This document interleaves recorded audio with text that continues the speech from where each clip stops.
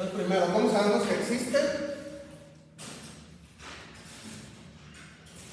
Una vez definido cómo sabemos que existe algo tal que pueda moverse y ser movido. Y dos, ¿cómo sabemos cuántos hay? ¿Hay algo en la definición que me diga que solamente debe haber uno? Sí, porque están simulados. No, es una definición en general. La definición no me está diciendo cuántos son. Yo, por ejemplo, puedo definir número primo como números que solamente se pueden dividir entre sí mismo y el 1, ¿no? ¿Es que decir que nomás hay uno? No, es para todos los que se le aplique la definición. Entonces, este más bien es para todo lo que se le aplica la definición. Entonces, ¿hay algo en la definición que diga que nomás tiene que ser uno? No. Apréndaselo. Las definiciones usualmente no nos dicen cuántas cosas hay. Lo mismo va a pasar con Spinoza cuando leamos la ética demostrada en orden geométrico. Cuando define sustancia, no nos dice cuántas sustancias hay. Cuando definimos Dios, no decimos cuántos dioses hay. ¿O sí? No. Ok, eso no lo puede ser una definición. Entonces, ya sabemos, ya definimos. Ahora, primero hay que preguntarnos, ¿existe? Y si existen, ¿cuántos existen? Entonces, a estas preguntas les llamamos preguntas de existencia. ¿Existe la cosa que estoy definiendo? Y a estas preguntas les llamamos preguntas de unicidad. Una vez que ya establecí que existe, ¿hay uno o hay muchos? Eso es lo mismo tanto para filosofía como para matemáticas. Primero preguntamos, ¿existe lo que acabo de definir? Segundo, ¿cuántos existen? ¿Uno o muchos? ¿Ok? Porque yo puedo definir lo que se me dé a mí la gana, pero hacer definiciones no es hacer filosofía. Esa es la primera parte. Para hacer definiciones, yo puedo definir lo que se me dé la gana. Entonces, lo que mueve es sin ser movido. Primero, ¿sabemos que existe?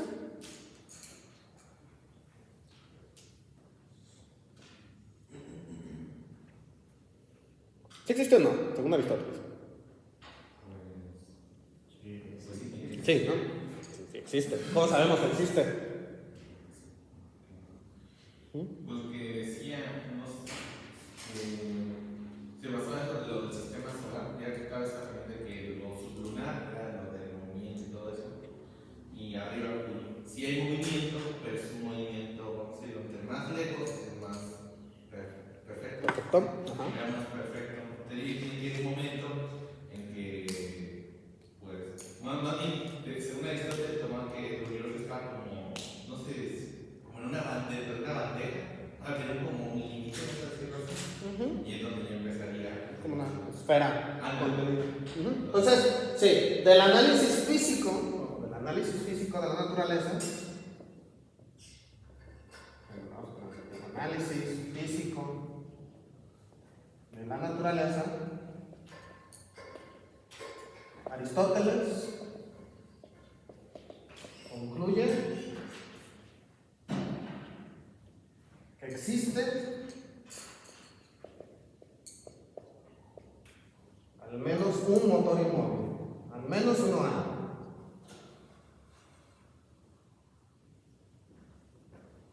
Precisamente el que mueve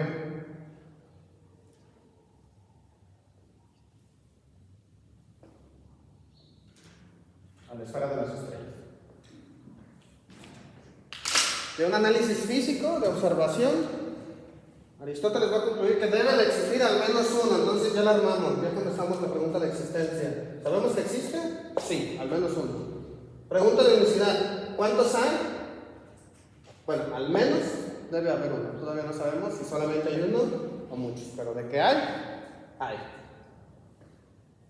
¿Sí? ¿Se entiende? ¿Por qué dice Aristóteles lo que dice?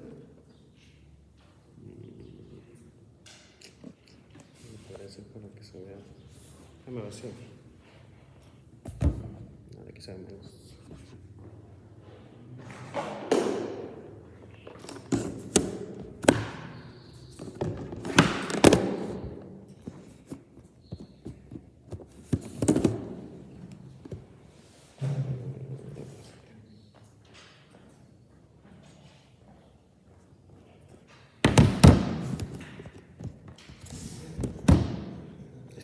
Ok. Entonces, sabemos que debe existir al menos un motor inmóvil. Todavía no tenemos ningún argumento para decir cuántos hay. ¿O sí? Lo que sabemos es que al menos existe uno. No sabemos si solo existe uno o si existen muchos. ¿Cómo podríamos saberlo?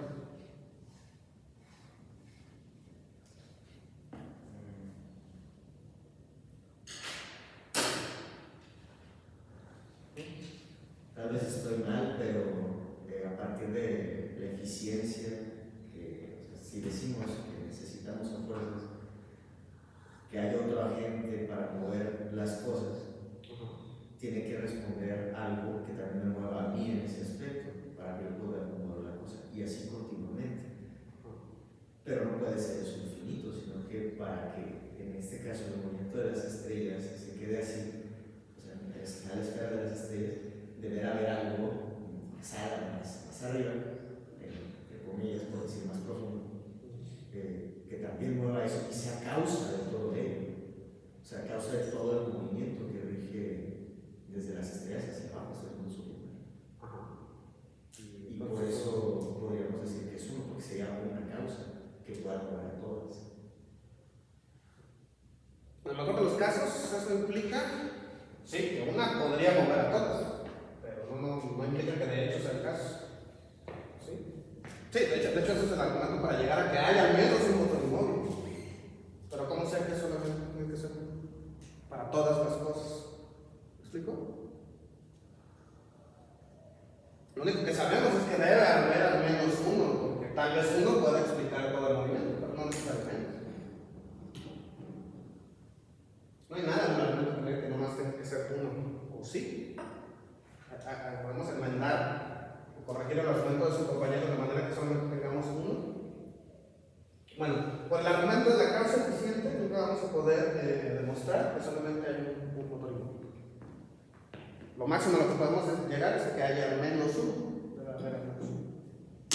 ¿Sí? Entonces, por ejemplo, si utilizamos el argumento de la causa eficiente para demostrar la existencia de Dios, eso demostraría, por extensión, que hay al menos un Dios que provoca el movimiento, pero no necesariamente. Entonces, no, por el argumento de la causa eficiente ni por observación podemos llegar a la conclusión de que solamente hay un motor inmóvil, porque incluso si aceptásemos el hecho de que, bueno, pues yo nomás veo un movimiento de estrellas, un movimiento de planetas, por lo tanto solamente debe haber uno, pues puede haber una objeción, ¿no? Bueno, eso es lo que tú ves. Pero eso no demuestra que solamente tengo que haber uno, ¿me explico? Entonces, como cuando uno hace ecuaciones, ¿no? De que, ay, no la puedo resolver. Bueno, tú no la puedes resolver, no quiere decir que la ecuación no tenga solución. Lo mismo pasa con esto, ¿no? Yo solamente veo un movimiento de estrellas, por lo tanto solamente debe haber un motor. Es lo que tú ves.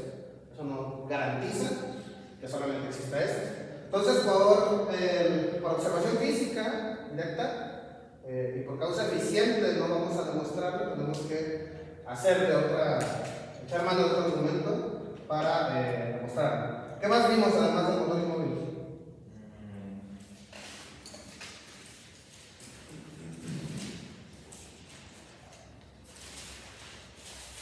Sobre la existencia, cuando sacamos de la mula y luego también lo de la mula. Ok, ¿cómo leímos? ¿Qué vimos de la esencia? ¿Qué es eso? De un argumento, de una análisis de la naturaleza podemos descubrir la esencia, porque solamente la esencia puede, bueno, por lo que entendí, va a través como de la fertilidad en este caso, que esta es una esencia que se puede compartir, mientras que hay si son incompatibles, no se puede. En este caso surgió lo de la mula sí nace, pero al final no puede reproducirse. Ok, bueno, estos son ejemplos para tratar de entender bien esta esencia, pero entonces en general que es esta esencia, o el griego, o usía, ¿cómo la definiríamos? Una cosa sea. ¿Cómo? Lo que hace que una cosa sea. Exactamente, la esencia podríamos decir, para usía, para no confundirnos, esto sí es importante aprenderlo, ¿no? El concepto, es lo que hace que una cosa sea lo que es. Nosotros tenemos aquí un conflicto Porque nosotros expresamos las esencias de qué manera. ¿El ser humano cómo accede a las esencias? Por medio de la definición. ¿Sí, no? Pero dijimos que no todas las definiciones expresan esencias. ¿O sí? ¿Todas las definiciones expresan esencias? No necesariamente. Ajá. ¿Por qué no? ¿Por qué no necesariamente? Porque bueno, hay definiciones que pueden expresar cualidades de las cosas sin necesariamente incluir las que las diferencian de otras cosas. Exactamente. Pues hay definiciones que son no esenciales, pero digamos que son funcionales, como útiles, ¿no? Por ejemplo, yo puedo definir al hombre como el animal que sabe hablar, no sé, o que sabe escribir, ¿no? Entonces, hombre, animal que sabe escribir. Pues digamos, ¿sabes escribir? Sí, ¿no? Entonces, hombre. ¿Sabes escribir? Hombre. ¿Sabes escribir? Hombre. Entonces, está perfectamente bien definido. Sirve para identificar qué cosas son hombres y qué no. Todos estaremos de acuerdo. Si agarra un perro, ¿sabe escribir? No. Entonces, no es hombre. Punto. La definición sirve, y sirve perfectamente bien, pero no me muestra la cualidad esencial del sujeto. En este caso, entonces una definición esencial es una tal que más bien todas las cualidades que presente o puede presentar se desprendan de la definición esencial. Entonces, si digo que un hombre es un animal racional, entonces esto me sirve precisamente, de esto puedo deducir el hecho de que sabe escribir, del hecho de que es racional. Entonces, la definición esencial tiene que servirme para captar todas las cualidades posibles del objeto. Pero esto es un conflicto, porque ¿cómo voy a saber cuándo las definiciones son esenciales y cuándo son solamente útiles? Es decir, si yo no supiera que el hombre es un animal racional, ¿cómo voy a saber que esta definición de aquí es solamente una definición útil y no una esencial? Que no está captando lo esencial del sujeto. Tal vez por la observación, porque al menos es el animal que sabe escribir, porque hay animales que no saben escribir, y por eso debe ser hombre. Podría decir, bueno, para aprender, ¿no? Bueno, no nos vayamos por las ramas con eso, ¿no? El asunto es, bueno, yo puedo decir animal racional y ¿qué pasa con alguien que es tonto, ¿no? Que no sabe hablar. Ya no es hombre, lo mismo. Entonces, no hay que irse por las ramas. El punto es, dada una definición que sirve, yo como sé que es esencial, que es una definición esencial. El criterio, dice Aristóteles, lo tiene que dar primero una definición esencial o la esencia de un sujeto o de una sustancia en específico, tiene que ser capaz de. Ya me habían dicho la semana pasada de que es capaz la sustancia, la categoría primera. De recibir accidentes. De recibir los contrarios. Accidentes, claro, pero contrarios.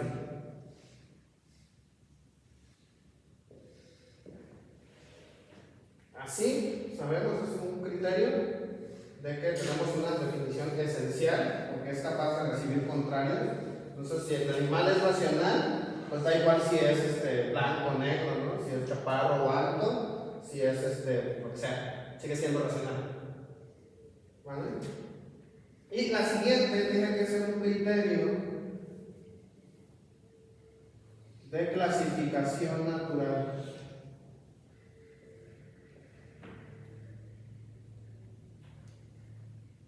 Es decir, la propia naturaleza se encargará de darnos la regla. Como en el caso de las especies de animales.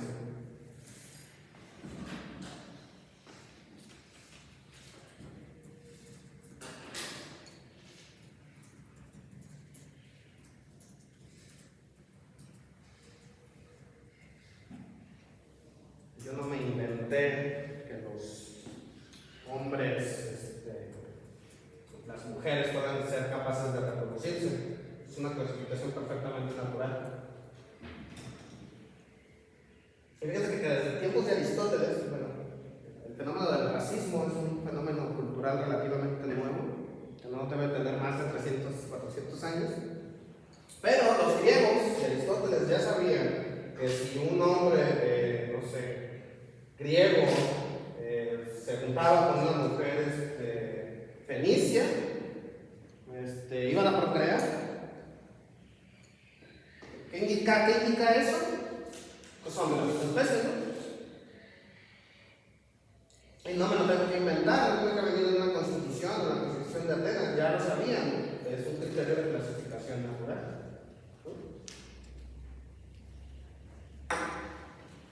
Bueno, entonces ese es mi criterio, ¿no?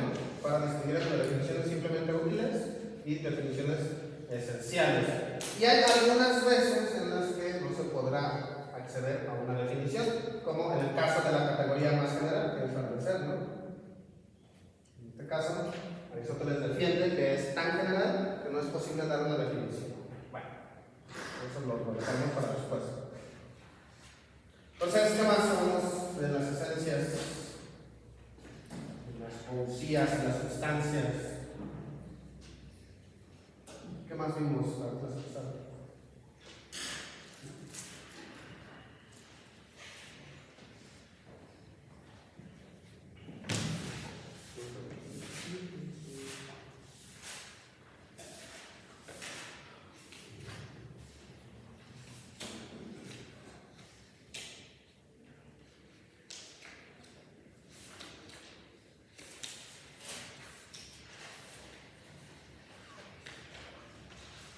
Sobre la filosofía primera también.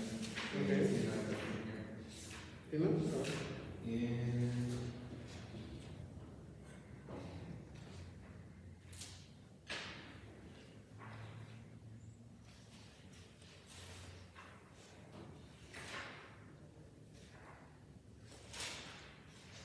¿Qué es esta filosofía primera?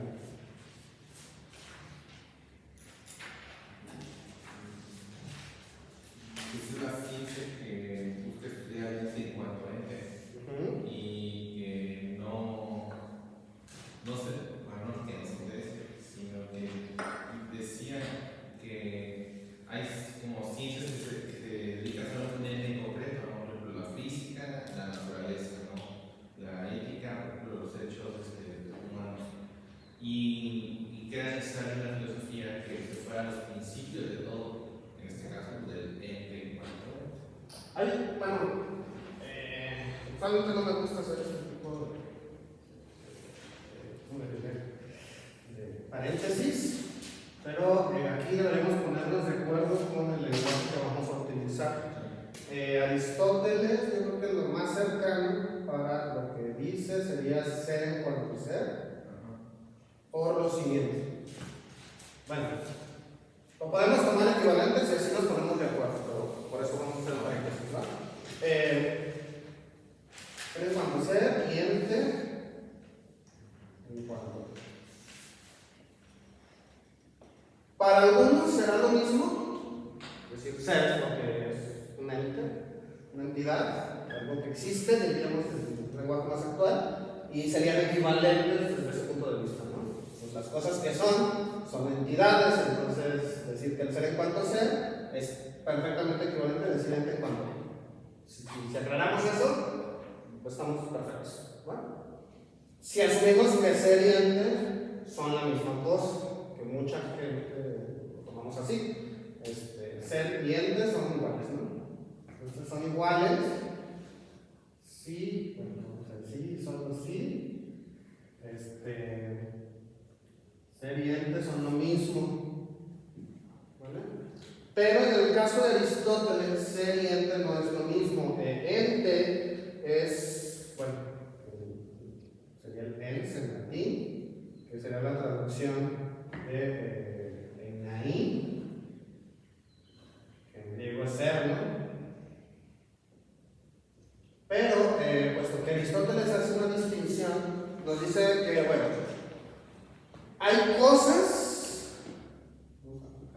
hay sustancias primeras. ¿Sí? ¿Y esas sustancias primeras quiénes son? ¿Quiénes son esas sustancias primeras?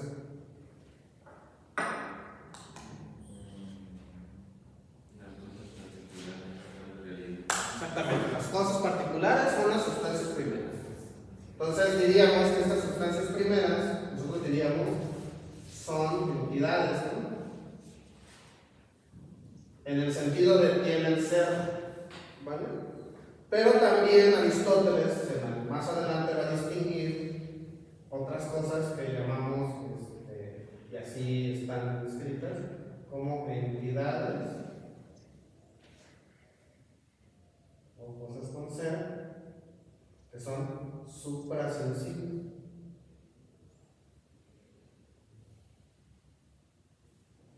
Entonces, la entidad parece ser tanto una característica o el hecho de ser entes, tanto las sustancias primeras que vemos por la experiencia sensible,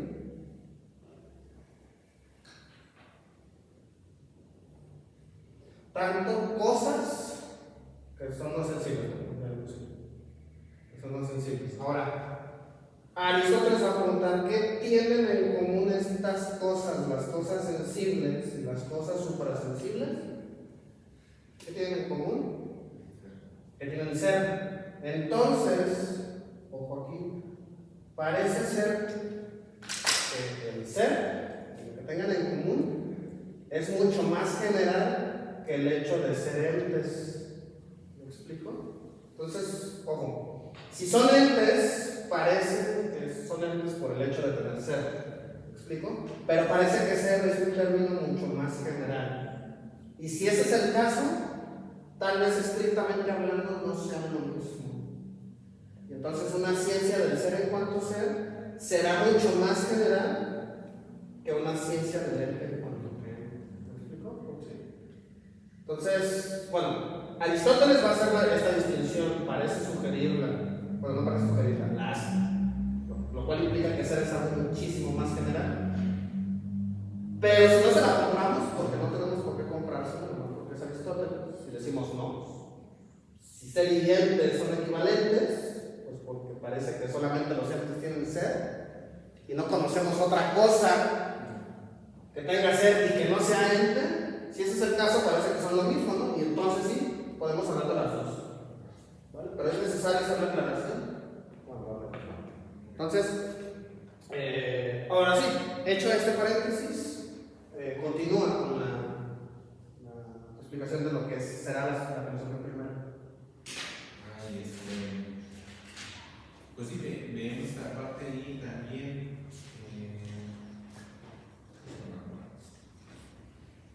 Los demás también. ¿Qué más vimos sobre esta filosofía primera? Vimos en el texto de Acri que Aristóteles la define bien bonito, que la ciencia del ser en cuanto ente, pero más adelante nos da una definición distinta de la filosofía primera. ¿Qué otra definición nos da? La que estudia los primeros principios. ¿Cuál es la diferencia entre una ciencia que estudia el ser en cuanto a ser y una ciencia que estudia los primeros principios o las primeras causas?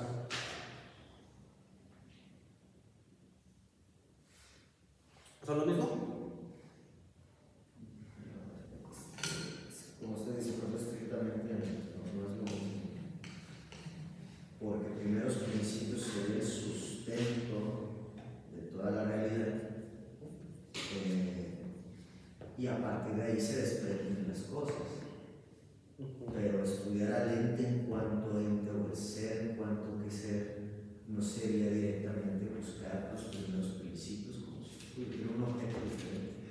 Ajá, el único caso en el que serían iguales, en el que coincidirían la ciencia que estudia el ser en cuanto a ser, la ciencia que estudia los primeros principios, las primeras causas, serían solamente si solo Verbo hubiera una causa.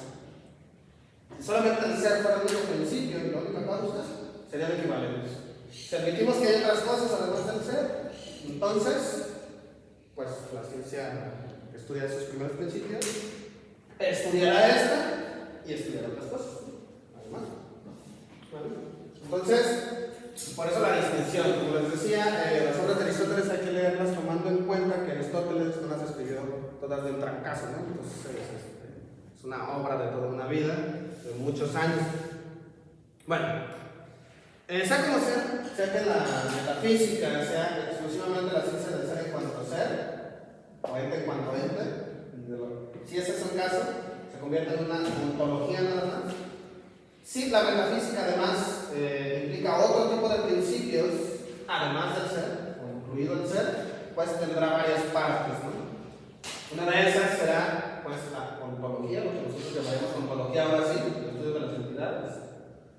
Una parte mucho más general que estudie al ser en general, otra parte que estudiará causas y otros principios, y otra parte que es la que llama Aristóteles la teología, que estudiará las entidades de tipo suprasensible, si es que existe. Y en la metafísica entonces también entraría las matemáticas, que son objetos o entidades que bueno, ahí Aristóteles los clasifica raro, ¿no? Porque él dice que son objetos, bueno, porque se estudian de los objetos, y la matemática es una forma de estudio de los objetos sensibles, y la física. Entonces, vale, déjame pongo esto así.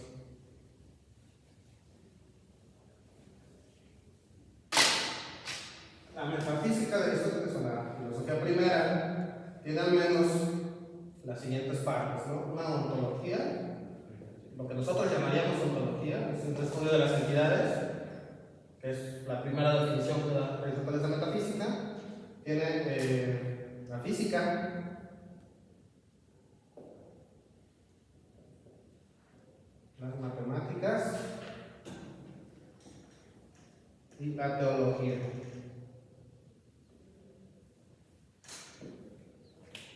Porque la física también se encarga de rastrear esos primeros principios, ¿no? Esas primeras causas. Las matemáticas también se encargarán de encontrar esos primeros principios, si es que los hay, y la teología se encargará, en el caso, la teología debería estar relacionada con la ontología, pero la ontología será solamente para las cosas sensibles, para las entidades sensibles, ¿listo? Para las entidades suprasensibles, en el caso de que las haya. Para las entidades divinas, ¿no? Todo eso deberá incluir una metafísica entendida como una ciencia de primeros principios. Y esas serán sus partes. Y obviamente la más esencial, de la que dependerán todos, pues tendrá que ser una ciencia del ser en cuanto a ser.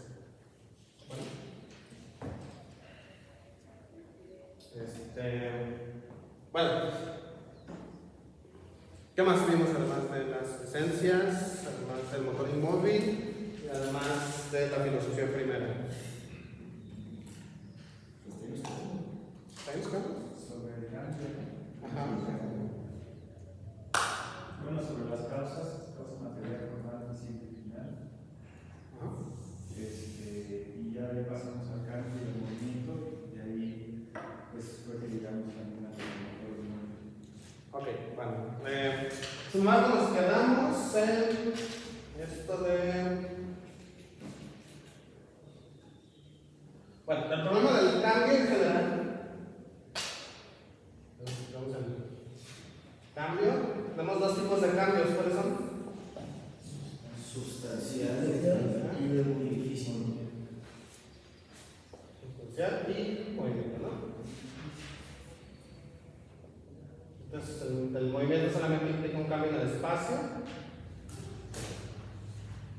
Y el sustancial implica un cambio, nosotros diríamos, de la forma del objeto, ¿no? Es decir, el objeto en algún punto deja de ser lo que es y se convierte en otra cosa. Entonces, ambos son tipos de cambio, pero en el caso de los griegos y en el caso de Aristóteles son cambios distintos. Si se fijan, nosotros pensamos, actualmente como estamos educados, que todo cambio sustancial es de hecho un cambio del movimiento, ¿no? Eso es lo que ya aprendimos nosotros, que ya sabemos de física y biología, que no sabían los griegos. Para nosotros todo cambio de tipo sustancial no es más que un cambio de movimiento. Es decir, ¿qué es no sé, un libro quemándose? Son sus partículas que se están moviendo, etc. Entonces es un cambio sustancial, es un cambio de movimiento, al final de cuentas, ¿no? ¿Qué pasa cuando me muero, cuando dejo de ser hombre? Bueno, no es que haya un cambio de la forma, sino que al final de cuentas lo que pasa es que mis sustancias que me componen, mis átomos se reordenan y forman otra cosa. Bueno, para los griegos no.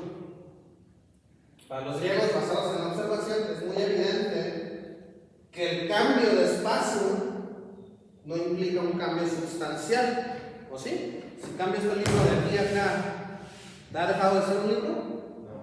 No. Sin embargo, si lo quemo, sí deja de ser un libro, ¿no? Sí. Convierte en cenizas. Entonces, bueno, tenemos dos tipos de cambio, sustancial y movimiento. Sin embargo, puesto que ambos son cambios, Aristóteles piensa que deben tener algo en común. Los cambios de movimiento se explican por qué tipo de causa. Eficiente. Por una causa eficiente. Muy bien.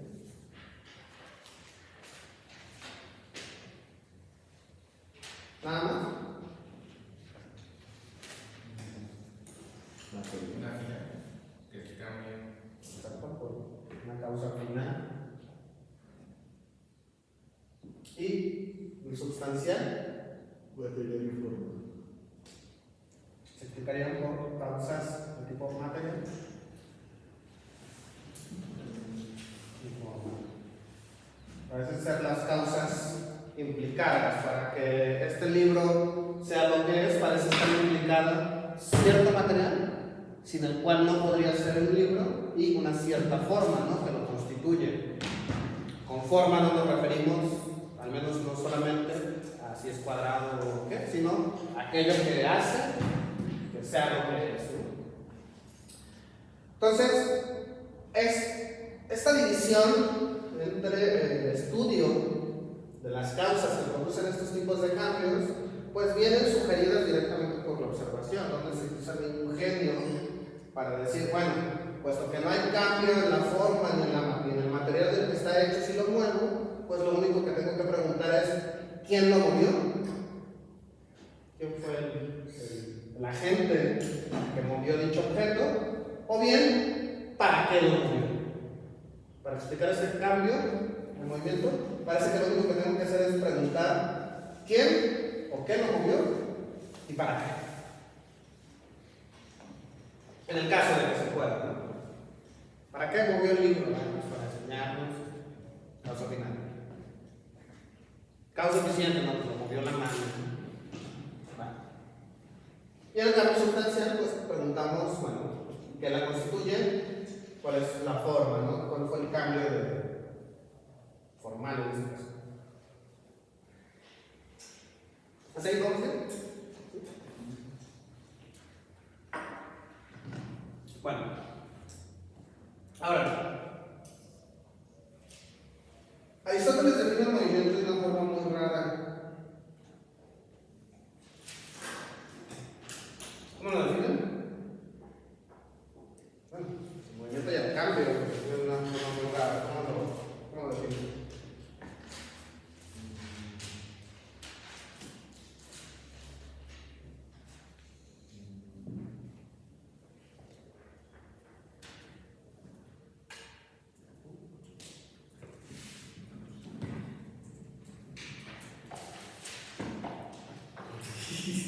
¿No se acuerdan? ¿Una misma antología? Dice, el movimiento, cambio es la actualización de lo que está en potencia.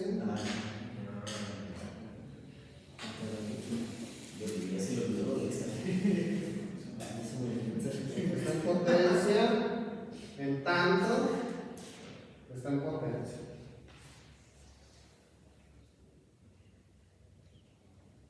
Bueno, el movimiento y el cambio, es decir, ¿qué es lo que tienen en común el cambio sustancial y el movimiento? Es que hay una actualización de algo que está en potencia, ¿no? Vamos a decirlo así, Ya explicamos más o menos qué era eso de acto y potencia la clase pasada. Ya teníamos, ¿cómo podemos definir potencia? La capacidad de recibir correcciones. Potencia, ¿cómo lo definiríamos? Lo que no es todavía, pero está. Pues simplemente lo que puede llegar a ser una cosa. ¿Y en acto?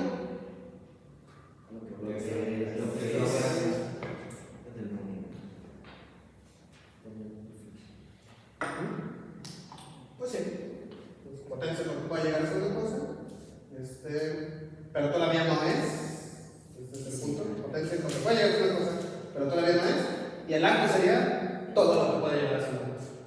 Punto. Esa es la diferencia entre ambos. Pero ya es. Entonces, es como poner esta analogía, ¿no? La potencia es como una especie de línea y llego a un acto. Y el proceso es precisamente el movimiento o el cambio. Esto para Aristóteles implica, bueno, para cualquiera, debería implicar lo siguiente. Algo pasa, cuando las cosas ya son algo, tienen algo de ser, diría Parménides, y algo cambia, va cambiando hasta que llega a ser todo lo que es. Sin embargo, para nosotros es evidente. Bueno, primero, este movimiento, este cambio, es para Aristóteles, perfeccionamiento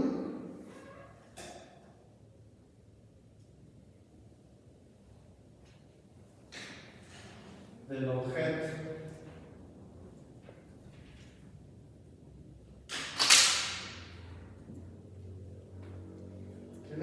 En este cambio, en todo cambio, incluido el movimiento, Aristóteles va a ver un perfeccionamiento del objeto.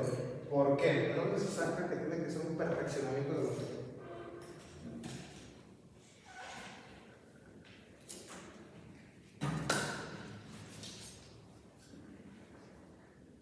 Entonces, si muevo el libro para acá, ahora ya es más perfecto. Hay un cambio, ¿no? Está en potencia de estar allá, y ahorita ya está en acto allá. Entonces, se va a decir que todo cambio, incluido el movimiento, es un perfeccionamiento del objeto. ¿Qué quiere decir con eso? ¿Y de dónde se lo saca? Oh, sí, porque es mejor. El paso de la potencia al acto es un perfeccionamiento del objeto. ¿Por qué?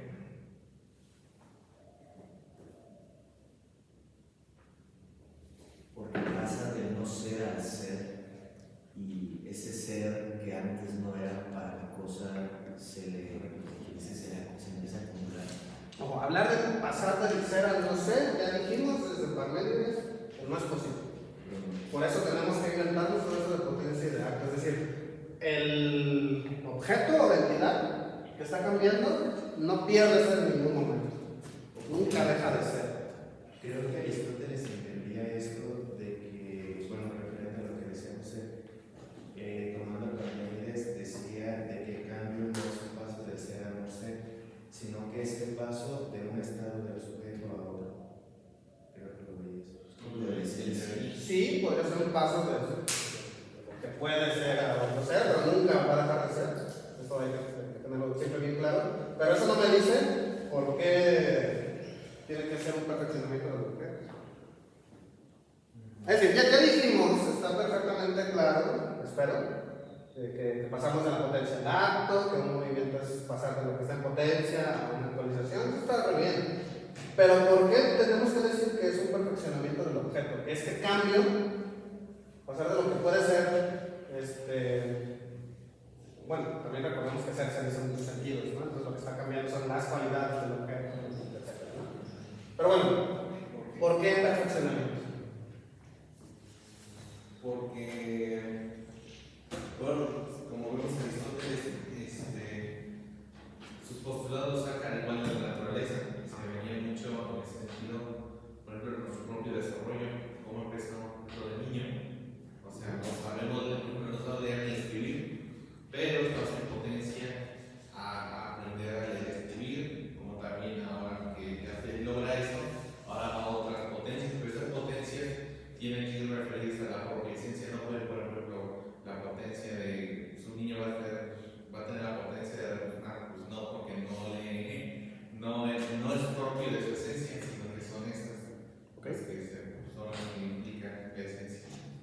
Bien, eso quiere decir que al menos en el cambio sustancial sí hay un perfeccionamiento del objeto, ¿no?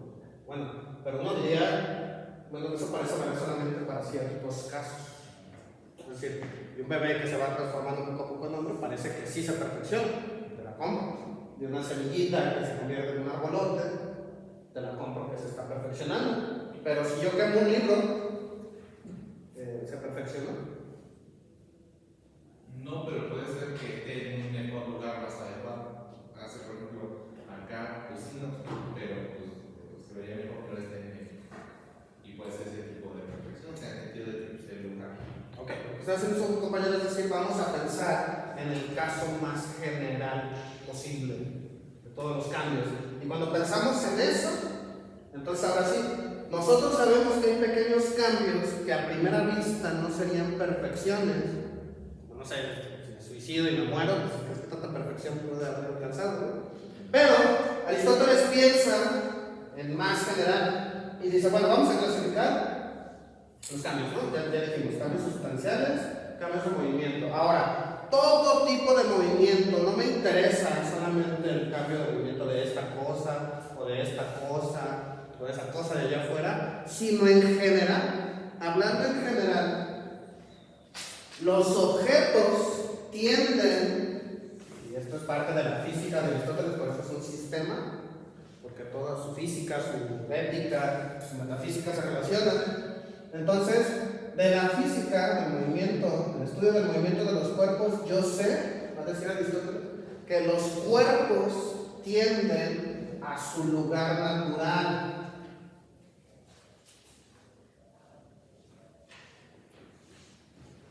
En términos generales, ojo, no se puede entender la metafísica de Aristóteles. Deja de tener sentido si no pensamos en esto del lugar natural. Aristóteles ve en el hecho de que si yo quito esto de aquí y lo suelto, el objeto va a tender hacia su lugar natural, ¿no? En este caso es el centro del universo.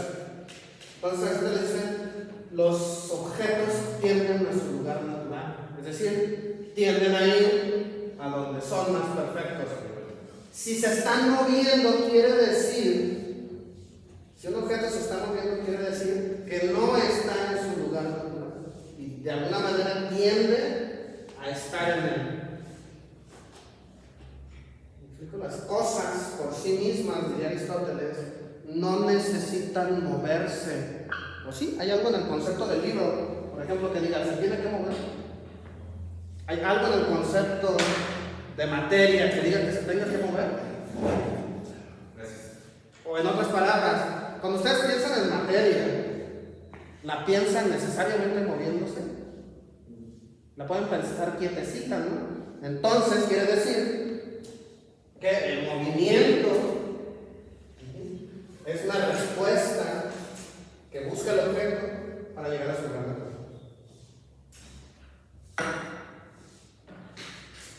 Entonces, las cosas se mueven porque otras tienen que moverlas. Y si ya llegaron a su lugar natural, pues simplemente ya no se mueven, ¿verdad? Entonces, bueno, esta tesis del lugar natural es importante para la metafísica de Aristóteles. Un objeto que ya llegó a su lugar natural ya no tiene por qué sufrir ningún cambio, ni de movimiento ni sustancial.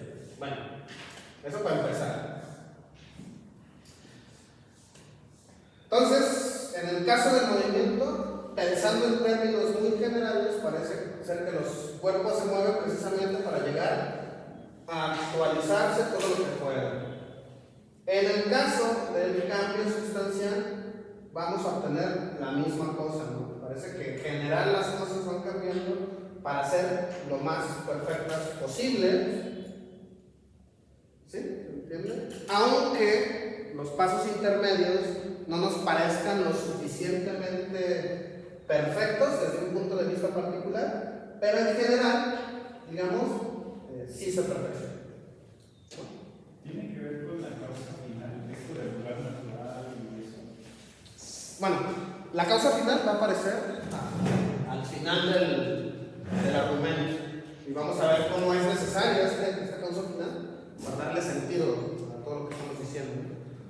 Porque, precisamente, fíjense, estamos preguntando Primero, empezamos preguntando cuántos motores inmóviles puede haber. Por causa eficiente no podemos saber. Sabemos que hay algunos menos, pero no sabemos cuántos. También, por este tipo de argumento, por el paso de la potencia al acto, podemos preguntar exactamente lo mismo que con los movimientos, ¿no? Bueno, ¿habrá un acto tal que dependan todos los perfeccionamientos de este acto?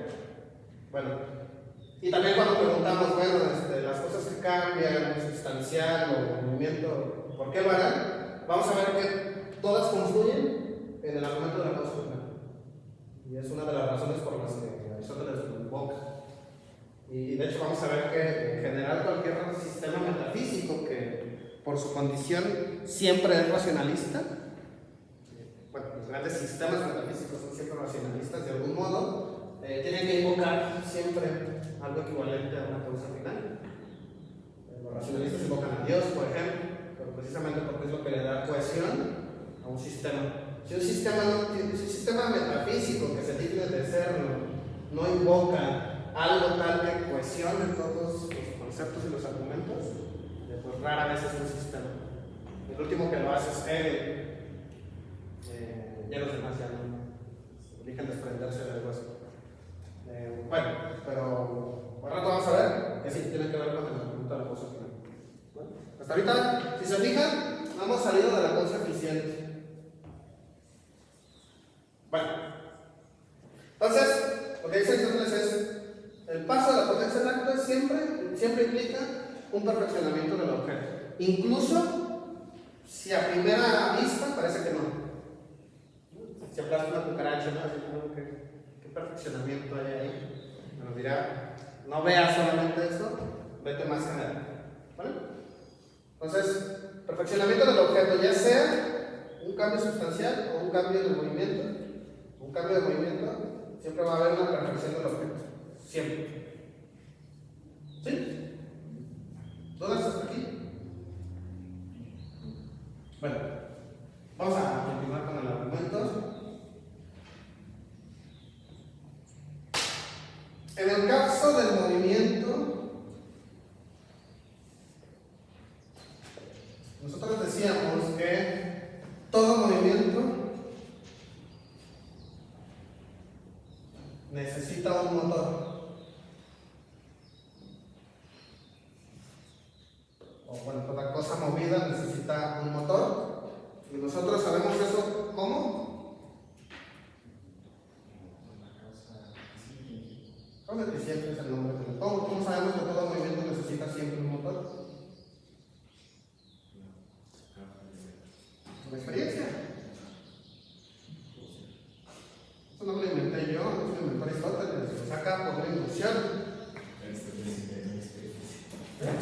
Entonces, todo movimiento siempre necesita un motor. ¿De dónde lo sacamos? De la experiencia directa.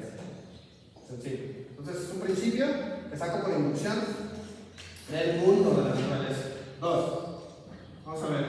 En el caso del acto en la potencia, el paso del acto en la potencia del acto,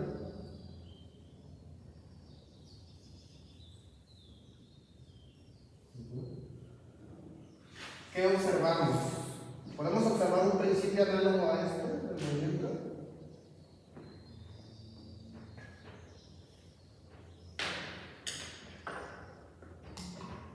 Tenemos un principio análogo, algo que se le parezca, en el caso de la potencia del acto.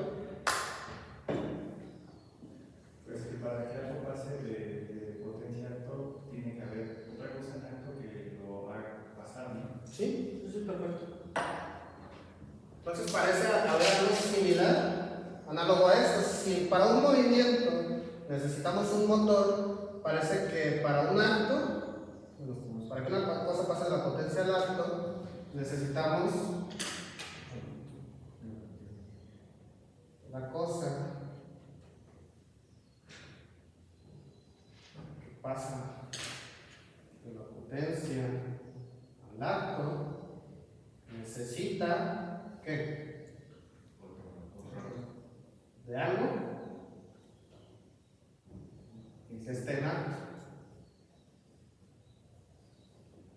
Bueno, podemos reformular eso para que se le parezca más, ¿no? Toda cosa movida necesita otra cosa que se mueva, ¿no? Y entonces se parece. Toda cosa que pasa en la potencia del acto necesita de algo que esté en acto. ¿Cómo sabemos eso? ¿Cómo sabemos que es cierto?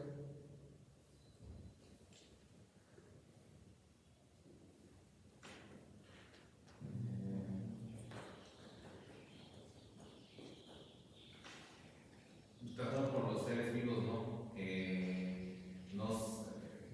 ejemplo, el lugar de la creación, por ejemplo, lo del pollo, la de la gallina y el huevo, que fue primero. Pues al final, ese huevo tuvo que salir de un acto que es que hacer la gallina, y aquí va.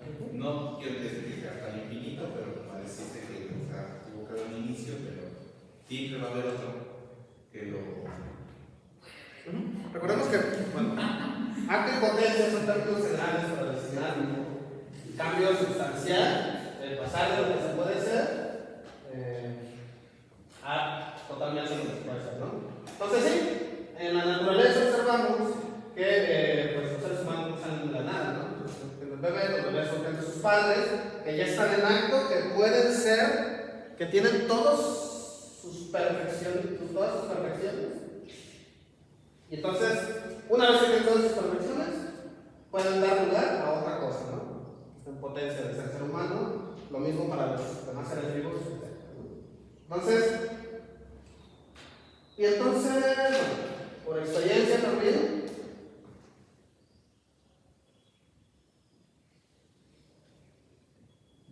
sabemos que ese es el caso, ¿no? Cosas que están en potencia no pueden dar. O de esas cosas no puede surgir otra cosa que esté en potencia, ¿no? De las semillas no salen semillas, por ejemplo. Los bebés no salen bebés. Entonces, esto en el sentido general quiere decir que siempre necesitamos una cosa que esté en acto para producir otra cosa en potencia. Y entonces es una cadena infinita. Es una cadena. Vamos a ver más adelante que es infinito. Ahora, ¿cómo podemos relacionar esto con esto?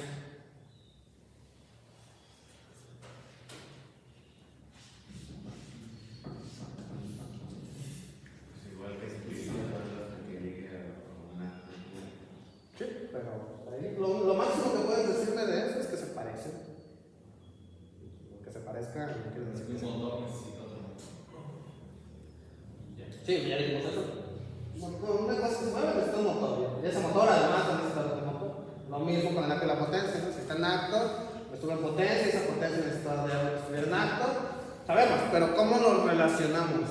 Si decimos que se parecen nada más, pues se parecen ya. ¿Cómo lo relacionamos? Porque sabemos que tiene una finalidad. Si sabemos que tiene una finalidad es porque debe regresar a su lugar natural. Bueno, todavía no sabemos eso. Pero si quieres, porque nosotros ya dijimos que el movimiento tiene un motor inmóvil, que lo mueve sin ser movido, vale. Pero yo como sé que eso aplica para los actos y las potencias, la cadena de éxito.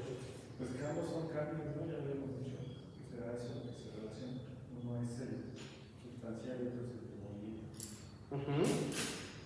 Ambos son cambios, entonces sospecho que debe haber una relación. ¿Cuál es?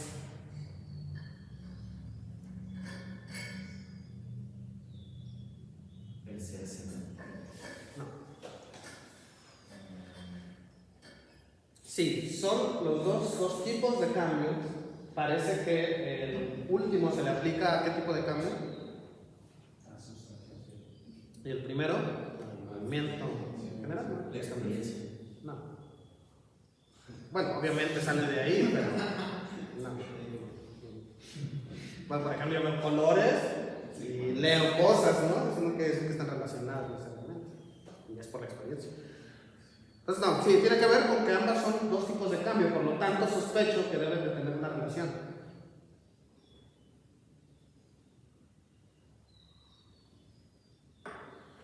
¿Qué se les ocurre?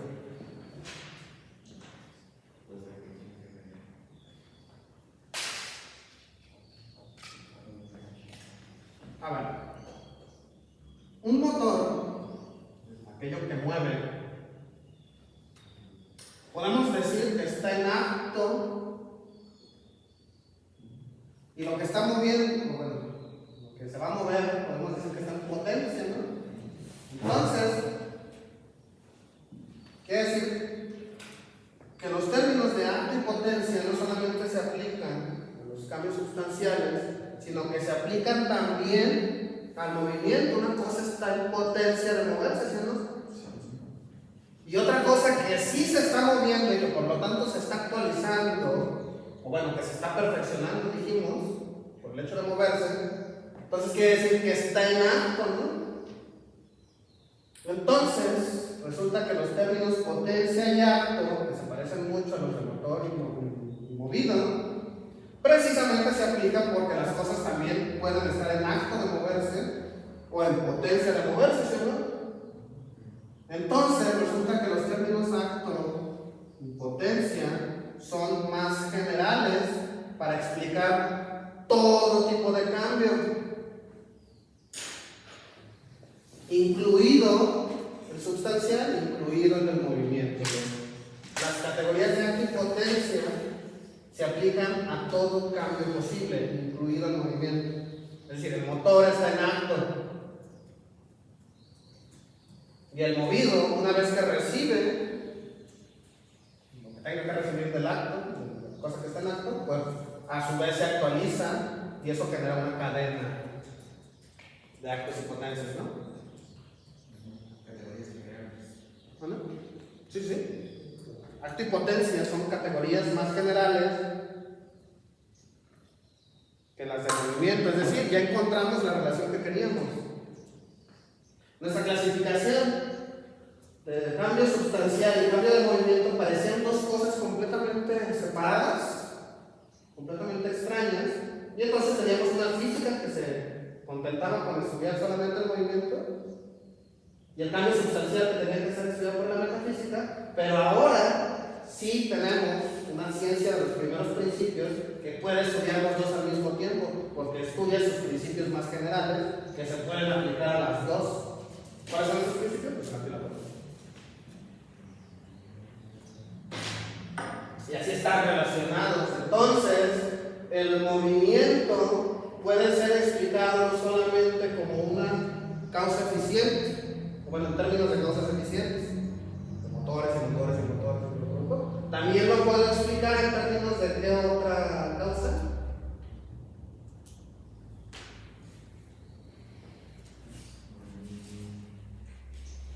Esto todavía no.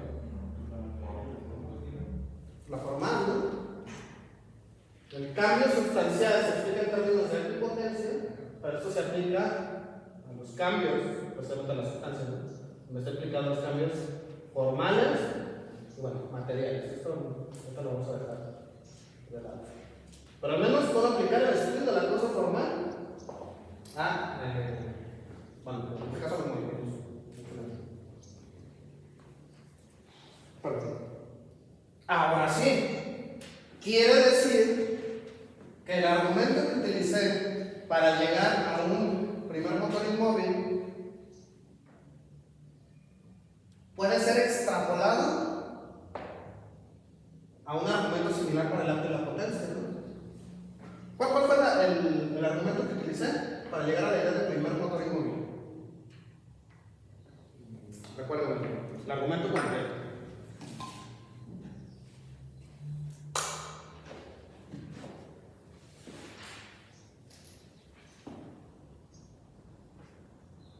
¿Cómo llego a la idea del primer motor inmóvil? Algo del análisis físico de la naturaleza. Sí, y luego. Ajá. Pues, bueno, Aristóteles concluye que existe al menos un motor inmóvil que mueve y despega de las estrellas. Sí, eso es para saber cuál es, ¿no? Uno. Pero ¿de dónde se saca la idea? Del primer motor inmóvil. ¿Cuál es el razonamiento para llegar a eso? Decía que el movimiento y el cambio parecía, bueno, para los griegos era como infinito, ¿no? Siempre hay algo que mueve otra cosa, y siempre hay algo que está potente y después es un acto, y eso es acto y potente, y así, una cadena infinita, ¿no? Pero tomando en cuenta eso que decía también David de las esferas, pues pareciera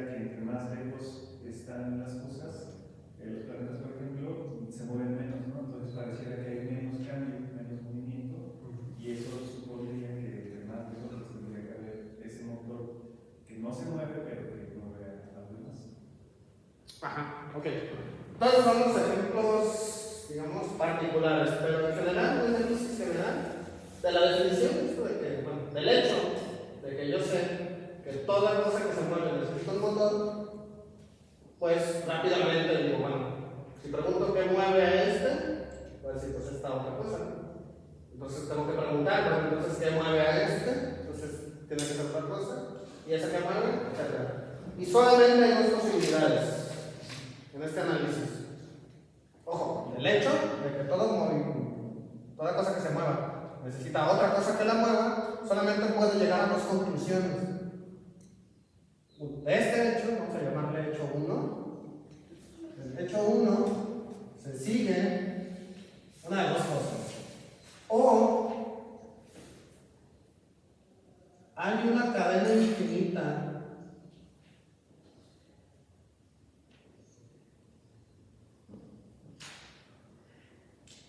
de motores, pues sí, ¿no? Si a A lo mueve B, y si a B lo mueve C, y si a C lo mueve D, ¿cuántos puedo hacer eso? Hasta el infinito, ¿no? Entonces, o hay una cadena infinita de motores, o hay un primer motor. ¿Sí? Ahorita ni siquiera me importa si es inmóvil o no. De este hecho, solito, ahorita ni siquiera metemos a las estrellas, los planetas ni nada de eso. De este hecho solito, por eso solito, lo que me sugiere es una de dos cosas. O hay una cadena infinita de motores donde uno mueve a otro, y uno mueve a otro, y uno mueve a otro, y así hasta que se acabe. Bueno, más bien hasta que nunca se acabe. O tiene que haber uno primero. ¿Sí? Son las dos posibilidades, las únicas dos posibilidades que puedo imaginar. ¿Se imaginan alguna otra? O hay uno al principio, uno primero en la cadena, o es una cadena infinita. ¿Sí? Solamente pueden pasar esas dos cosas. Ahora sí, ¿qué me dice la observación? Eso me lo dice la lógica basada en esta premisa. O hay una cadena infinita o hay un primer motor. ¿Cómo sé por cuál me decanto? ¿Por cuál se decanta Aristóteles? Por el primer motor. ¿Estás seguro? Pues eso ya decíamos que la primera. Sí, nosotros sabemos que se decanta por un primer motor inmóvil, pero ¿eso qué significa? Uno, Aristóteles sabe por observación, ahora sí, sabe por observación, por experiencia, que de hecho hay una cadena infinita de motores. Es decir, ¿qué quiere decir esto? Que hay una cadena infinita en el tiempo, temporalmente hablando, hay una cadena infinita de motores. Es decir, si preguntamos como los chiquillos, ¿por qué se movió esto? ¿Y por qué se movió esto? ¿Y por qué se movió esto? Nunca vamos a acabar.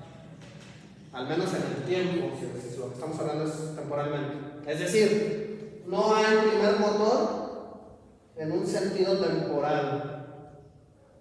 ¿Por qué? Porque los griegos y Aristóteles asumen que el tiempo es infinito. Entonces no puede haber un primer motor en sentido temporal. Esto es importante tenerlo bien claro. Nosotros que somos, estamos educados en una tradición judeocristiana, interpretamos el primer motor como el primer acontecimiento que va a todos los demás, ¿no? Como Dios creando las cosas, es decir, como el primer acontecimiento de una cadena de acontecimientos. Pero los griegos no piensan así, puesto que el tiempo es infinito y el movimiento es infinito, no puede haber un primer motor en sentido temporal. Entonces no hay primer motor en sentido temporal, es una cadena infinita de cosas que se mueven. ¿Sí? ¿Estamos de acuerdo en esto? Bueno, al menos estamos de acuerdo en que eso es lo que está pensando Aristóteles. ¿Se entiende por qué? No hay un primer motor. Ojo, esto por sí solo me sugiere esas dos posibilidades. Al analizar la naturaleza, Aristóteles llega a la conclusión de que en sentido temporal no puede haber primer motor. Entonces, tiene que existir necesariamente una cadena infinita de motores. Estamos hablando temporalmente. ¿Sí? Bueno, ahora sí. Sin embargo, Aristóteles está pensando de otra manera y dice, bueno, espacialmente, no temporalmente, sabemos ahora sí. Bueno, esto es un argumento temporal, ¿no? Espacialmente,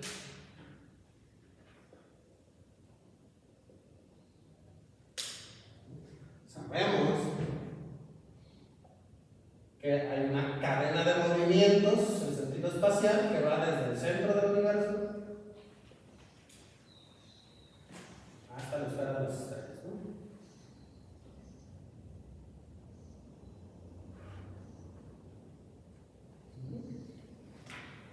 Y sabemos que, primero, hay un movimiento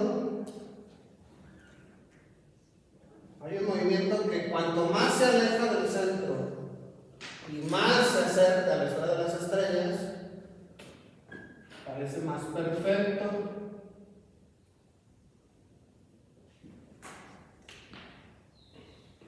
¿Por qué parece más perfecto? Porque cambia menos, ¿no? Pero no solamente le pasa eso al movimiento, también el cambio sustancial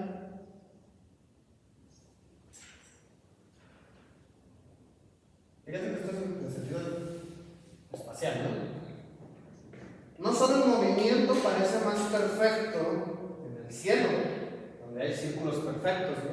Y los planetas cambian cada vez menos, sino que además, conforme más me alejo, parece haber menos cambio sustancial. ¿Dónde hay más cambio sustancial? Aquí en la horrorosa Tierra, ¿no? ¿Y qué tipo de sustancia existe después de la esfera lunar? Pues la región supralunar, pues en la quintesencia, ¿no? El éter perfecto. Entonces fíjense que van pasando las dos cosas. Cuanto más me alejo, hay menos, bueno, hay movimientos más perfectos y hay menos cambio sustancial, hasta que técnicamente no hay ninguno. Y al llegar a la esfera de las estrellas, es el menor movimiento y el menor cambio sustancial posible. ¿Cierto? Y entonces aquí se pregunta Aristóteles, ¿no? Al llegar a este punto, se pregunta qué provoca este movimiento y este cambio, porque parece ser que provoca ambos, ¿no? Entonces, y ya dijimos que el cambio, que lo que se aplica al cambio tiene que aplicarse al movimiento también, están relacionados.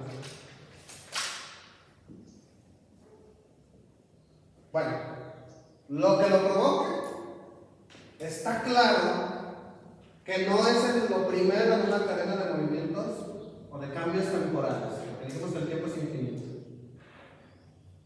Entonces, temporalmente no hay un primer motor inmóvil. Pero sí podemos hablar de un primer motor, no en sentido temporal, sino en el sentido de ser el primero en una cadena de acontecimientos espacialmente localizados. ¿Sí? Es decir, es el que mueve, en este caso, la esfera de las estrellas, pero no es el primero en un sentido temporal. A eso le llamará Aristóteles primer motor inmóvil. Y ese sí sabemos, por lo tanto, que debe ser solamente uno, puesto que parece ser solamente uno el responsable del único movimiento perfecto del cual dependen todos los demás, ¿no? El de la esfera de las estrellas. Entonces, ese es el primer motor inmóvil. Cumple con la definición de ser aquello que mueve sin ser movido, ¿vale? Pero no es un primer motor en sentido temporal. Es el primero de una cadena espacial de movimientos. Y al moverse y ser movido, resulta, por el análisis que está haciendo Aristóteles, que ese primer motor inmóvil no puede ocupar un espacio. Si lo ocupara, si ocupara un espacio, si hubiera algo afuera de la esfera de las estrellas, donde está la Tierra, la esfera de las estrellas, si fuera una cosa tal que empuja a lo demás, pues entonces lo único que haría sería poner otra cosa aquí afuera, ¿no? Digamos que es Dios empujando aquí la esfera de las estrellas.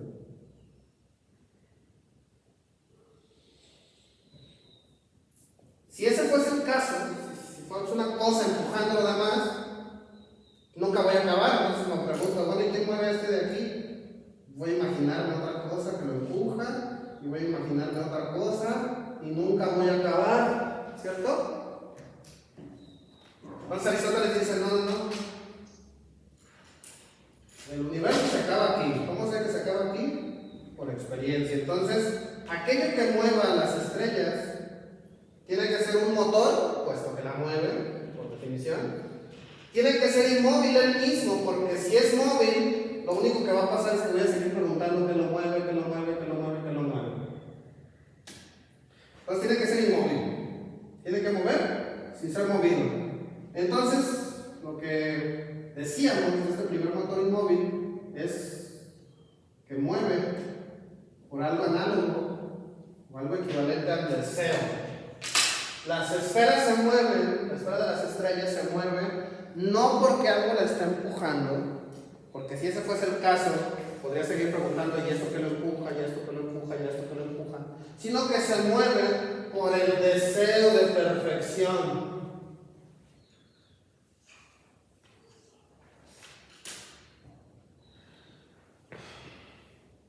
Ahora, podemos entender eso, no son cosas raras que está diciendo Aristóteles, no es una forma fácil de salir del embrollo. No, nosotros conocemos por experiencia directa que el deseo,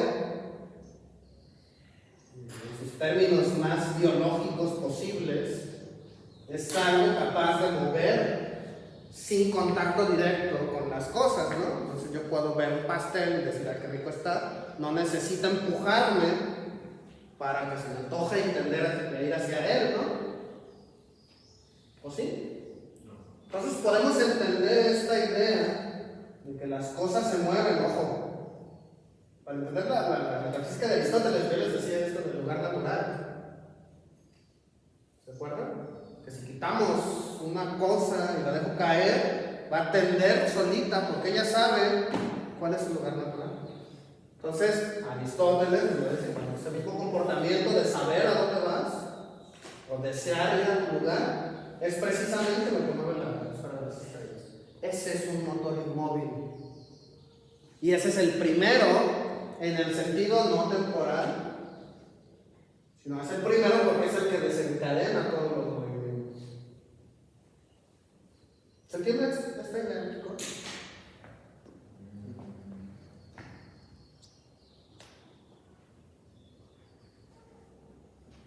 Ese primer motor inmóvil es ese motor inmóvil no es el deseo. Es algo perfecto, tal que por el deseo, en este caso de la esfera de las estrellas, de ser lo más perfectas posibles, se mueve. Quiere decir que si algo se está moviendo, quiere decir que no tiene todas sus perfecciones posibles, ¿cierto? Siempre está en potencia de actualizarse. Y entonces las estrellas, la esfera de las estrellas, sienten el deseo de ser lo más perfectos posible. Y le comunican este movimiento a todo lo que está dentro. Pero eso es solo porque Aristóteles supone y da por sentado que no hay nada más allá de la esfera de las estrellas, ¿verdad? Exacto. Entonces el argumento está formado a favor de la experiencia única de Aristóteles, ¿verdad? Sí. Pero vamos a ver, el punto es que esta explicación del deseo y este primer motor inmóvil y toda esa explicación se cae precisamente si negamos unas cosas, ¿no? Si negamos esto, que todo movimiento necesita un motor, la explicación se cae. Si negamos la explicación del lugar natural, la explicación se cae. Y si negamos la posibilidad de moverse, en este caso por un simple deseo, es decir, la capacidad de movernos sin la necesidad de un motor, bueno, de algo que se mueva también, toda la explicación metafísica se cae. Entonces, toda la metafísica de Aristóteles depende de la observación de la naturaleza y de las generalizaciones que se hacen dependiendo de ella. Si negamos alguna, se cae. Y vamos a ver, de hecho, cómo se cae. Y vamos a ver cómo, precisamente, utilizar términos como acto y potencia no tienen sentido si no pensamos en una causa final. Ahora vamos a ver, bueno, terminamos. Pero todo eso se cae, precisamente, si no consideramos esto de aquí, la causa final. Es lo que va a cohesionar todo eso. Si negamos algo, se derrumba, no se derrumbó. Entonces, ¿tú crees que iba a ser referente a lo de la causa final? Entonces, si el motor inmóvil, digamos, es lo perfecto y las estrellas buscan tener esa perfección, entonces, también, por ejemplo, todo lo que es los sublunares, según la versión de Aristóteles, tiene que ir igual sobre lo aspirar a lo perfecto. Sí. Pero aquí hay un argumento, ¿no? Obviamente, como está más alejado de la perfección, obviamente cambia más, es más imperfecto, obviamente, ¿no? Entonces, en términos generales, eso es lo que está pasando justamente. Pero ojo, aquí llegamos solamente por un términos eficientes a una cosa que, por deseo, cuando las estrellas se mueven por deseo, de ser perfectas, ¿no? Y esa cosa que les inspira perfección, lo llamamos motor inmóvil y la llamamos primer motor inmóvil, por el hecho de ser el primero en una cadena lógica, no temporal, dijimos que no temporal. El primer motor inmóvil porque es el primero que desencadena todos los demás movimientos.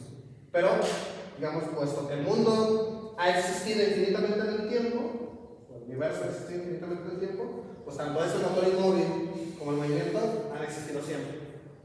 ¿Va? Bueno, le llamamos primer motor inmóvil por las razones que ya dijimos, ¿no? Porque él no se mueve, porque mueve a los demás y porque es el primero en una cosa. Entonces, ese es el sentido del primer motor inmóvil. Ahora, con esa explicación, ya podemos relacionar el acto y la potencia con ese primer motor inmóvil. ¿Cómo lo relacionarían? Porque si está fuera del tiempo y está en una realidad espacial, no puede tener potencia porque no puede ser nada más si es lo más perfecto que hay fuera de las estrellas, ¿no? A ver, bueno, el argumento que seguimos es espacial. Pero el propio motor, el primer motor inmóvil, él mismo no es espacial, no ocupa un espacio. Pero llegamos a él por un argumento de tipo espacial, de observación. Pero sí, tiene que ver algo con la perfección. Pues porque si ya no se mueve, como ya decía usted, ya no tiene la necesidad de perfeccionarse, ya no tiene potencias para moverse para perfeccionarse. Entonces, fíjense que nosotros seguimos un argumento de movimiento, ¿no? Entonces, una cosa que mueve a otra, que mueve a otra, que mueve a otra, y el último de esos movimientos, de esos motores, es la esfera de las estrellas, al final de cuentas, ¿no? Que al final se mueve por algo que no se mueve, ¿no? Y a eso le llamamos motor inmóvil. Pero en el cambio sustancial también va a pasar lo mismo. Entonces dijimos que aquí era menos perfecto y aquí era más perfecto. Entonces, al llegar aquí nos damos cuenta de que ¿qué es lo más perfecto? Pues justo esto, ¿no?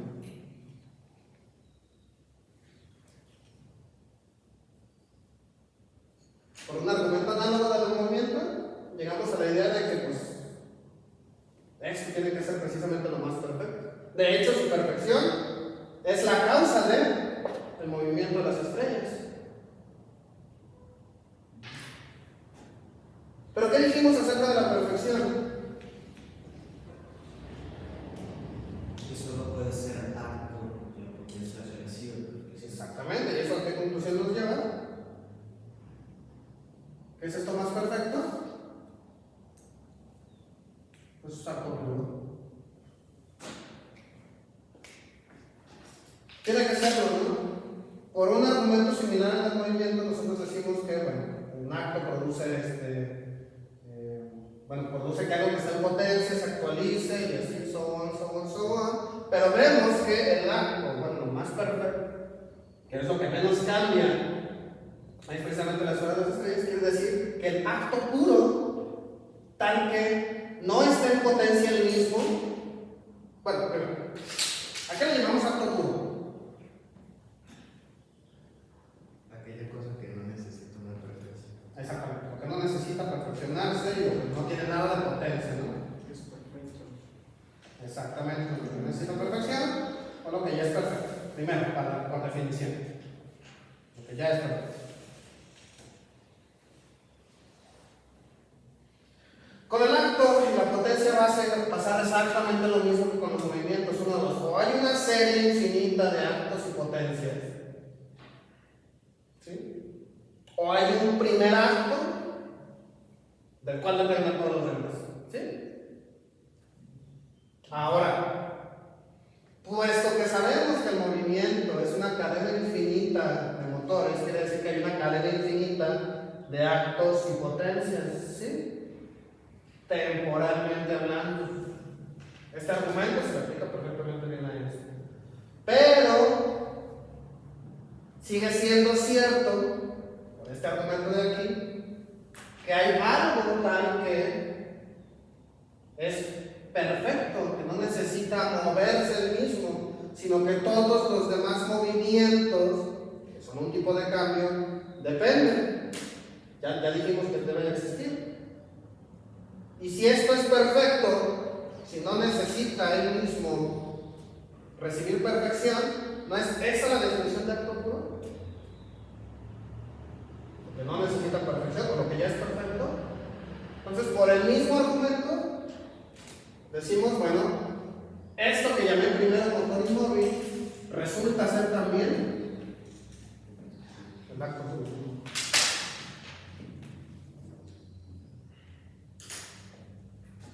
Y puesto que todos los movimientos dependen de este motor inmóvil, y puesto que todos los actos y potencias, es decir, todos los cambios, dependen de este acto puro, pues concluimos que el motor inmóvil es acto puro y que solamente hay uno.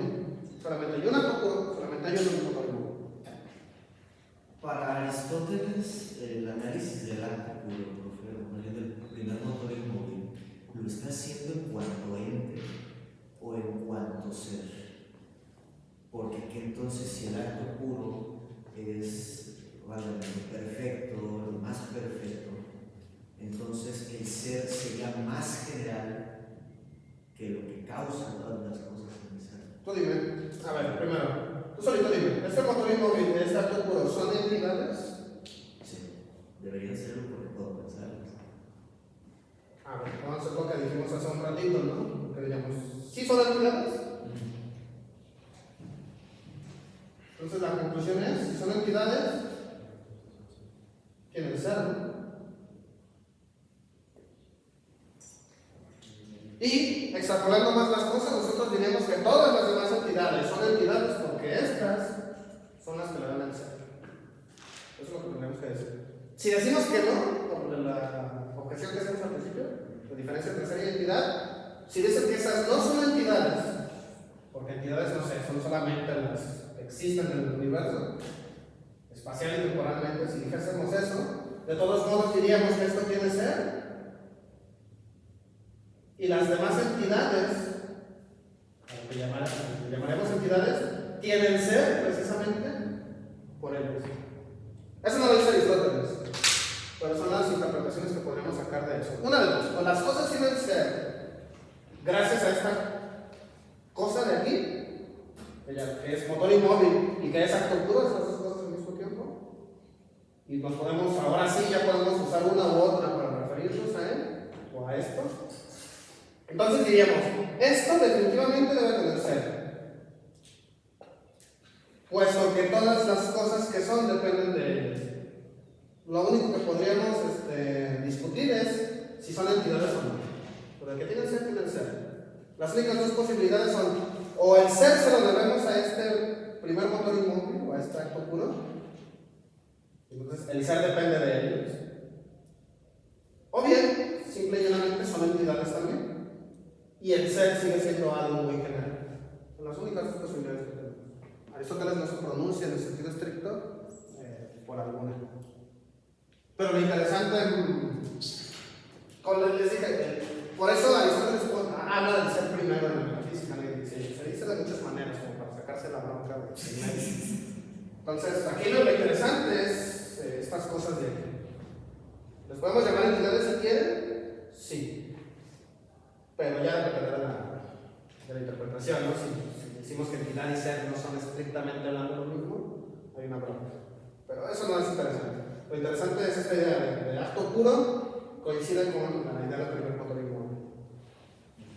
Ahora, ¿por qué estamos? Ahora, sí, si su pregunta es, bueno, pero esto dijo Aristóteles y ya sabemos que no hay solo una esfera de las estrellas, ya sabemos que las cosas no siguen su lugar natural. Entonces, ¿qué podemos rescatar de ello? Bueno, resulta que aunque ciertas cosas, bueno, la metafísica completa de Aristóteles y su física se caen, se derrumban después de la revolución científica, pero seguimos pensando en ciertos argumentos, ciertos conceptos que seguimos pensando en los mismos términos de la filosofía aristotélica. Es decir, seguimos pensando, por ejemplo, en términos de acto y potencia, la mayor parte del tiempo, sin comprometernos con la idea de un primer motor inmóvil. Y eso pues despierta contradicciones y hay que analizarlas. Seguimos pensando en términos de o cadenas infinitas de acontecimientos o un primer acontecimiento. Ese argumento no ha cambiado jamás. Seguimos pensando en esos términos, pero evadimos sus consecuencias. Entonces, por eso vale la pena ver todo esto, ¿no? Para ver a qué consecuencias nos lleva. Eso es muy buen argumentador. Bueno, primero, llegamos por un lado, por la vía del movimiento, diría más de Aquino, a la idea del primer motor inmóvil. ¿Ya se entiende? Llegamos también a la idea de acto puro y hemos concedido que se trata de la misma cosa. Pero todavía no hemos hablado de la causa final.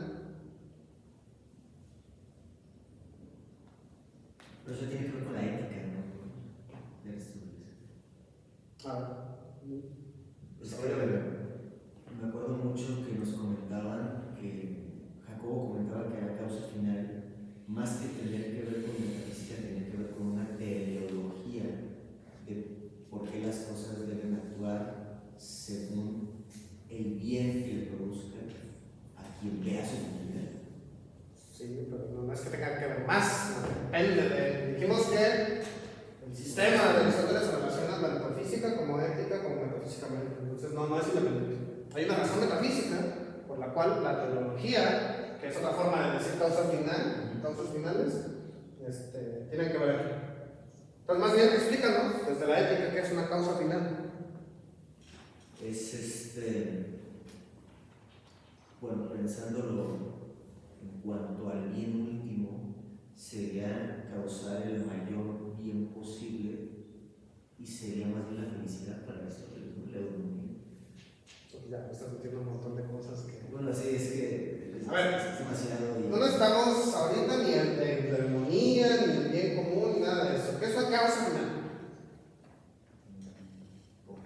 La razón de por qué fue eso, ¿no? Ajá, es decir, cuando preguntamos la causa de cierto fenómeno, podemos aplicar el criterio de causa final cuando respondemos ¿para qué?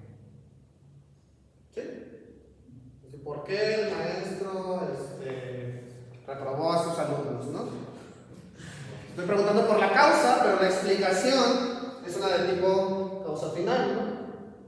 Entonces, la explicación es la que es la causa final. Esto la hace ideal para las explicaciones de tipo ético, donde la causa material no es suficiente, la causa formal no es suficiente, la causa eficiente no es suficiente. Las explicaciones por causas finales se aplican a la ética por su característica, ¿no? Necesito saber para qué fue hecha tal cosa. Pero la ética no es la única donde se pueden aplicar criterios de explicación por causa final. ¿En dónde más se pueden aplicar? En la poética. Sí, ¿qué más? Es decir, si se aplican las causas finales solamente a la esfera de lo humano, pues ya vamos, ¿no? ¿Para qué lo aplico al estudio de la naturaleza o de la metafísica? ¿A qué más se le aplica? ¿En dónde se pueden aplicar las explicaciones de causa de tipo causa final que excedan el campo de la experiencia humana? O de la experiencia antropológica, si quieren. ¿En dónde se aplican las explicaciones por causa final? Fuera de la metafísica, la ética, la política y Fuera de la ética, la idea es si la podemos usar en la metafísica o no. la medicina. ¿En dónde? La medicina podría ser. Desarrolla la idea. Pues sí, en el sentido de. No se determina como una enfermedad, porque fue que se la originó y no, porque por un montón de años le dio un paro cardíaco y por eso. Ser en términos de una causa eficiente. ¿Qué tipo de explicaciones puede invocar explicaciones de tipo causa final? Obviamente tienen que ser aquellas donde la causa material no es suficiente, la causa formal no es suficiente y la causa eficiente no es suficiente. ¿Dónde? En el material. ¿Ejemplo? La matemática. No, en la matemática es puramente formal.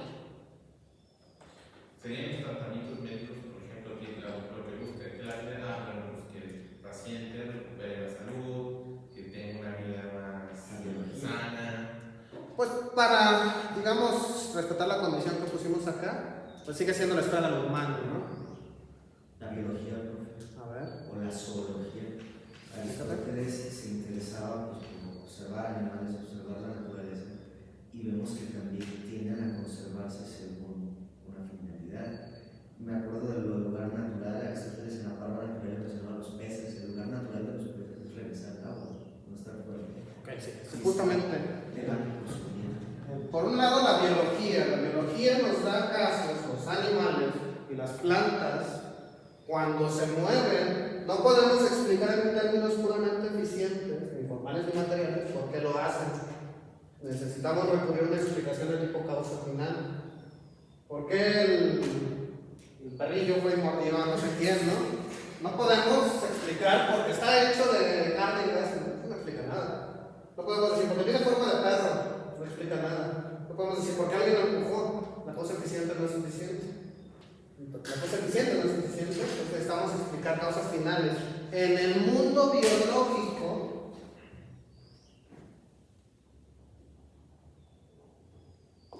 incluidas plantas y animales, y obviamente el ser humano, utilizamos explicaciones de tipo causa final. Es decir, nos preguntamos para qué sucede esto. Pero también en el mundo físico, sabemos que hay explicaciones de causa final. Por ejemplo, en el caso del lugar natural, esa es una explicación de causa final. En la física de Aristóteles, las cosas tienden a ir hacia abajo, el fuego tiende a ir hacia arriba. Esos son tipos de explicaciones de tipo causa final. Ahora, que es el super cierre de esta metafísica, ¿no? Cuando yo pregunto, si yo me paro a preguntar, ¿no? ¿Por qué se mueve ahorita este libro?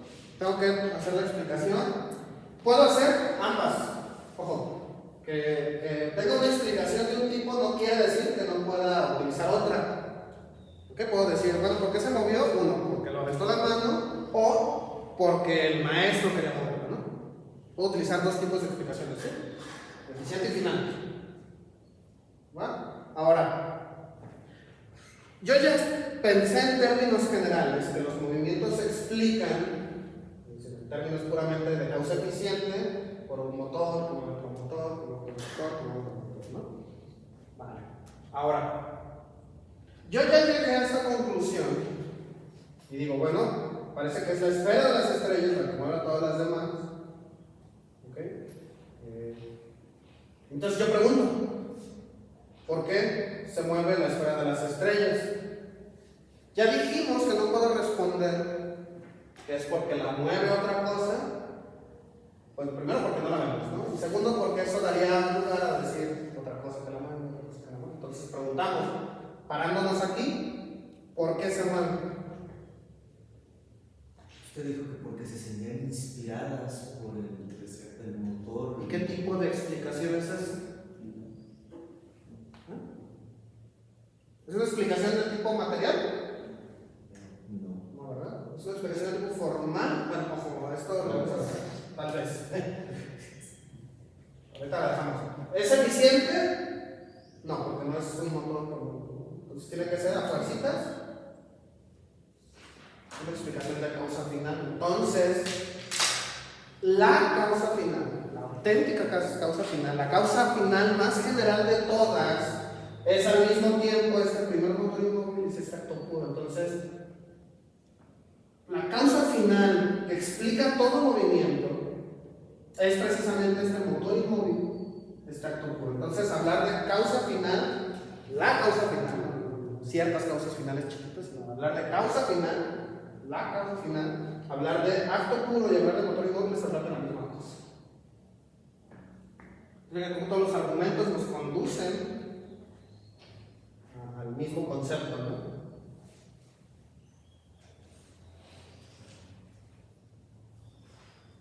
Entonces, la cosa final es el acto puro. Porque solamente puede ser ese tipo de causa final. No puede ser causa eficiente, porque una causa eficiente requeriría una infinita cadena de acontecimientos. Solamente puede ser causa final. Bueno, más adelante vamos a ver cómo se relaciona con la causa formal. También es lo mismo. Pero bueno, al menos en lo que estamos diciendo, ya llegamos a la conclusión de que es una causa final. No es la causa final. Es la causa final. Exactamente, no es cualquier causa final. Pero es la y es una, ¿no? O sea, es causa final, es de hecho la causa final, la única causa final. Todas las demás, digamos, son causas finales chiquitas. Esta es la primera causa final. Que al mismo tiempo es primer motor inmóvil y al mismo tiempo es acto puro. Y adelante, regresando del receso, vamos a ver cómo se relaciona o cómo también al mismo tiempo esta causa final es causa formal. Pero fíjense cómo argumentación, bueno, si uno lee todo Aristóteles, todo nos lleva a esta idea. Pero hay que entenderlo en esos términos, chicos, porque si pensamos en primer motor inmóvil, en los términos judeocristianos que entendimos, ¿se puede hacer? Sí, pero traiciona el sentido de precisamente de pensar en acto puro, primer motor inmóvil, etc. Más adelante, a lo largo de la clase, vamos a ver cómo ciertas cosas en metafísica se reciclan, pero necesariamente tienen que cambiar. La metafísica de Tomás de Aquino, a pesar de seguir los argumentos y los conceptos de Aristóteles, es una metafísica distinta por el simple hecho de conceder que hay un primer acontecimiento temporal. La creación. Pero vamos a ver cómo ciertos argumentos se siguen aplicando, ¿no? Lo que yo decía de este primer motor inmóvil, lo puedo decir todavía de Dios. ¿Sí? ¿Dudas, chicos, hasta aquí? ¿Comentarios? ¿Observaciones? Me siento como bien. Bueno, vamos a almorzar y regresamos en 40 minutos, porque dura un montón de almuerzo.